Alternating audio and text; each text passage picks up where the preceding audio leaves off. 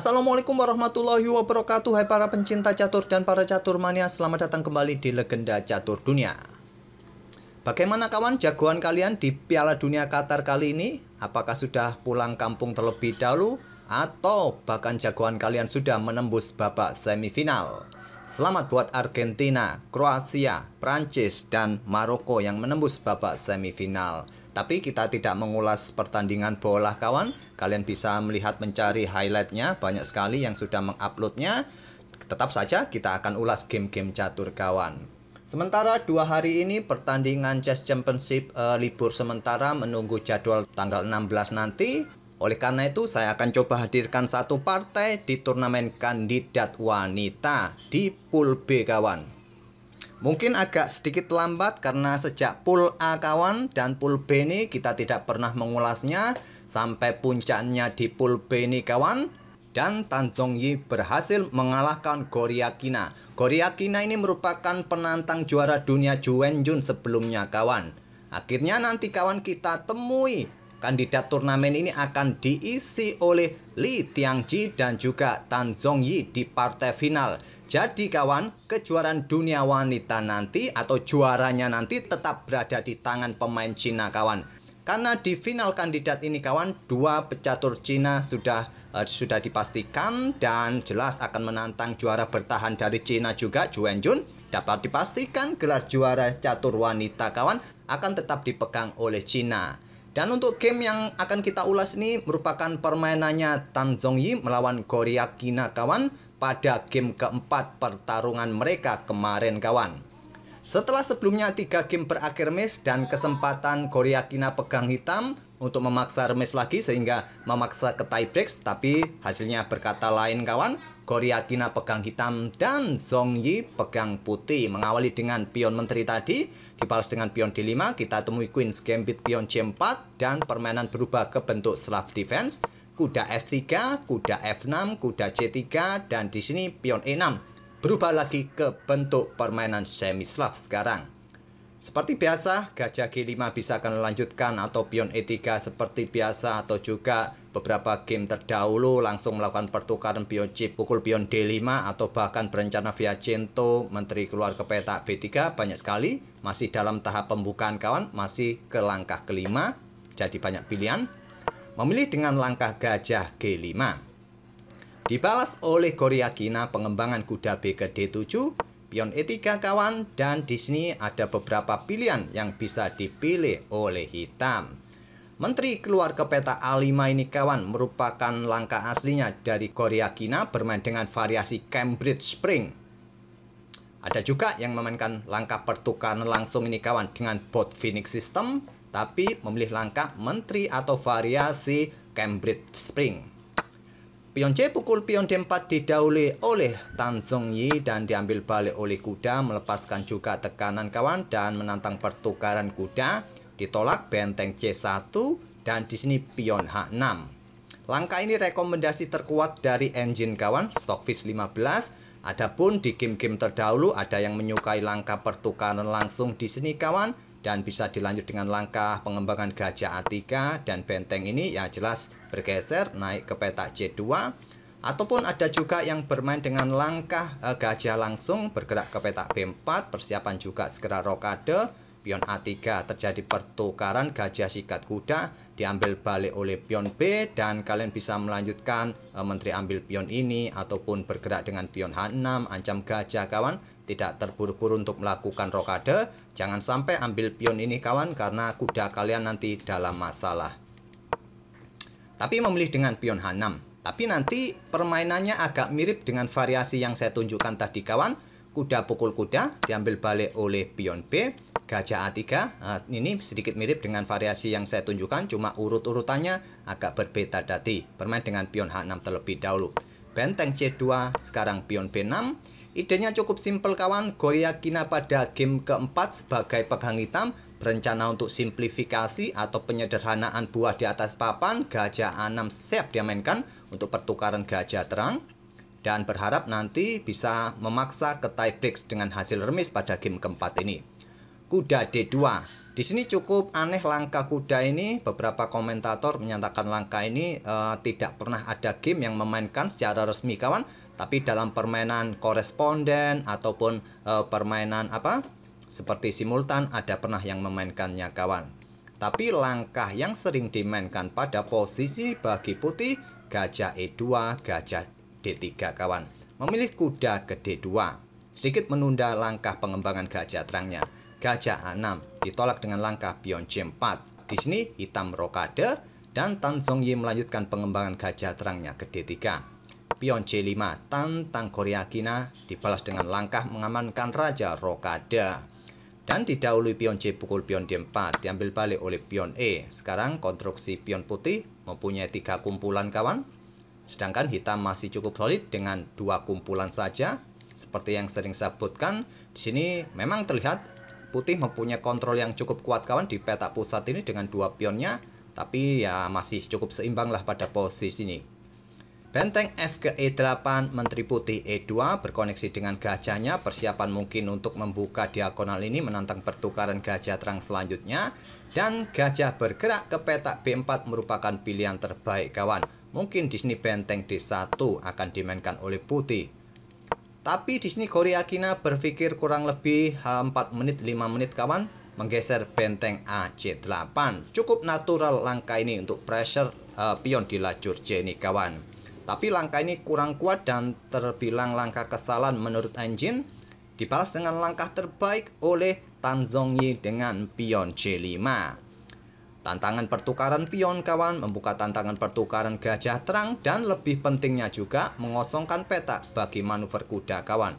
Untuk dukungan juga kudanya bergerak ke petak D6. Coba lihat inilah rencana dari putih. Di sini kita coba akan otak-atik. Apabila di sini kawan hitam mendahulukan pertukaran gajah terang semacam ini ya masih bisa diambil balik oleh menteri. Tetap idenya adalah kuda akan menuju ke petak D6 di langkah berikutnya dengan tempo ancam menteri kawan. Di sini mungkin gajah akan bergerak ke petak B4 dan bisa dilanjutkan tentu kuda menyerang menteri. Menteri mengepin kuda kawan tidak bisa mudah sekarang lompat, tapi di sini bisa melangkah dengan pion A3. Tentu jika gajah ambil pion ini disikat saja oleh menteri. Gajah mundur ke petak A5 dan menteri bisa bergerak ke petak B3 kawan untuk menghindari pimpinan. Kuda siap melakukan ancaman garbuan. Ini cukup merepotkan bagi hitam nantinya. Dan kalau pada posisi ini benteng ini diangkat naik untuk menghindari ancaman garbuan, ya menteri bisa bergerak ke sini kawan. Ataupun coba kita otak-atik dengan langkah kaum pos ronda. Benteng bergeser ke A8, kuda akan tetap ke D6 dan mencoba ancam benteng. Mungkin benteng digeser untuk menghindar ke sini. Atau gimana kawan, kalau ke sini mungkin dikejar gajah takutnya. Coba bergerak kemana, anggap saja bergerak menjauh. Ke petak B8 ini juga kurang bagus kalau Stockfish menyarankan bermain dengan pion ini. Cukup merepotkan sekarang posisi putih kawan. Oke, tidak perlu kita perdalam variasi ini. Inilah tujuan dari putih dengan langkah yang cukup excellent dengan pion C5 ini. Di sini langkah terbaiknya adalah pertukaran seperti yang saya tunjukkan tadi. Tapi memilih dengan langkah menteri ke petak A4, mencoba untuk memberikan ancaman bagi benteng kawan. Dan jelas gajah pukul gajah mendapatkan benteng, sama-sama mendapatkan benteng kawan. Tapi ini adalah jadi masalah bagi hitam. Karena putih melanjutkan pertukaran gajah, menteri ambil benteng C2. Gajah ambil benteng C8, diambil balik oleh benteng. Dan inilah masalahnya, putih mendapatkan tempo dengan ancam benteng ini. Walaupun menteri hitam mendapatkan kuda, tentu tidak relevan atau sebanding putih mendapatkan benteng hitam kawan. Dan juga mempressure gajah yang ada di petak A3. Benteng bergeser naik ke petak C7 untuk pertahankan pionnya juga kawan. Dan sekarang putih punya pilihan apakah mau bertukar gajah dengan kudanya. Tidak, bermain dengan langkah gajah G3 tetap serang benteng. Menyerang di petak D8 pilihan terbaik kawan.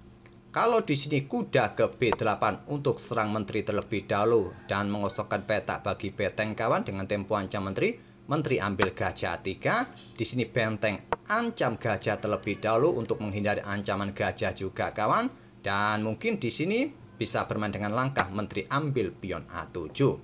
Benteng ambil gajah dan bisa dilanjutkan dengan menteri ambil pion. Akan berantakan nanti jadinya posisi hitam sama juga kawan.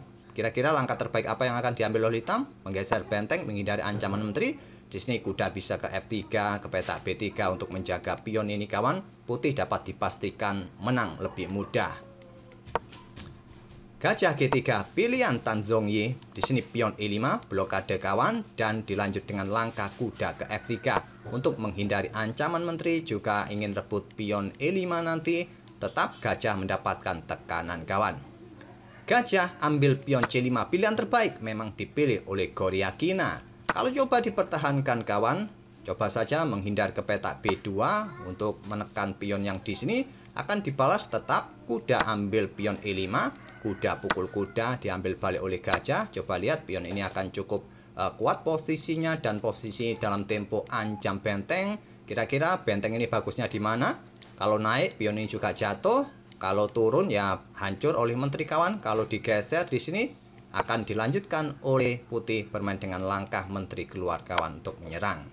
Raja ke petak H7, di sini bisa mendorong pion kawan, mulai didorong dan bisa promosi nantinya. Oke, memilih dengan langkah gajah langsung ambil pion C5. Idenya adalah kompensasi 2 pion kawan yang didapatkan oleh hitam, mengorbankan perwiranya tadi. Menteri A3 untuk menghindari ancaman kuda, pion F6 sekarang untuk memperkuat bangunan pionnya, dan benteng C1. Menteri menghindar ke G6, langkah yang bagus, menghindar ke petak E2, tapi memilih ke petak G6. Dan di sini pion ini didorong untuk sedikit memberikan ruang kawan, nafas bagi raja agar tidak mempunyai masalah di baris belakang. Pilihan terbaik, atau salah satulah pilihan terbaik kawan. Stockfish menyarankan kuda E1 atau tadi pion H3. Tapi memilih dengan langkah kuda H4 serang menteri. Menteri mundur ke F7, benteng D1, siap menusuk baris 8 kawan. Di sini benteng D7. Terjadi pertukaran langsung, diambil balik oleh menteri, tetap menjaga pionnya. Di sini pion H3 memberikan nafas bagi rajanya. Pion E4 dan gajah B8. Langkah ciamik kawan untuk mempressure pion A7. Dibalas dengan langkah pion G5, ancam kuda, dan di sini kuda dikorbankan, langkah brilian oleh Tan Zhongyi. Kuda ini juga tidak mempunyai petak yang bagus lagi kawan, seumpama bergerak ke petak G6 ini. Di sini hitam akan melanjutkan dengan langkah ya tetap mengejar kuda kawan, tidak ada bagusnya juga. Setelah ambil pion ini, seumpama menteri akan dilanjut dengan langkah pertukaran menteri kawan. Ini juga kurang bagus bagi putih ke depannya dalam permainan endgame. Walaupun mempunyai satu pion bebas kawan, kemungkinan bisa berakhir remis juga dengan komposisi seperti ini.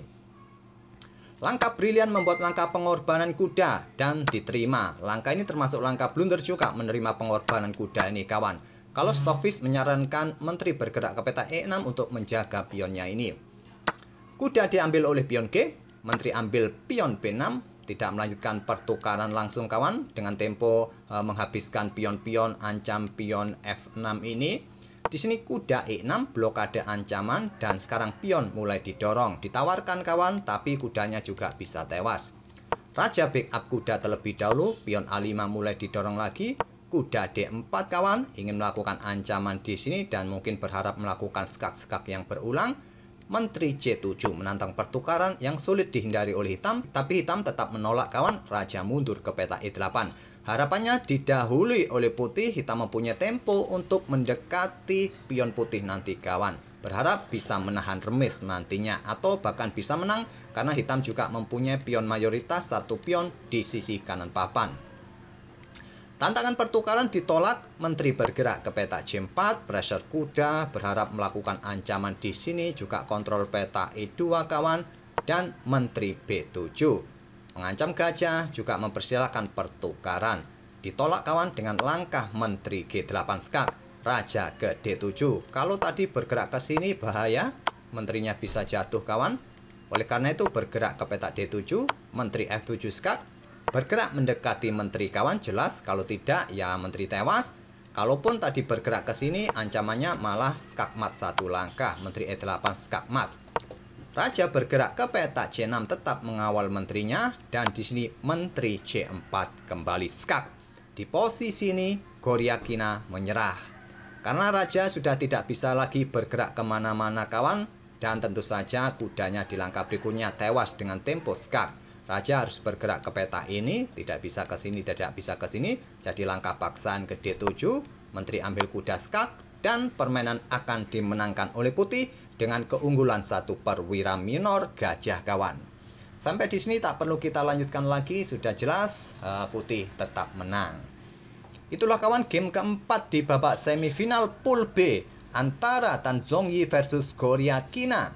Goryeo Kina gagal untuk melaju ke partai final kandidat turnamen 2022-2023 ini kawan.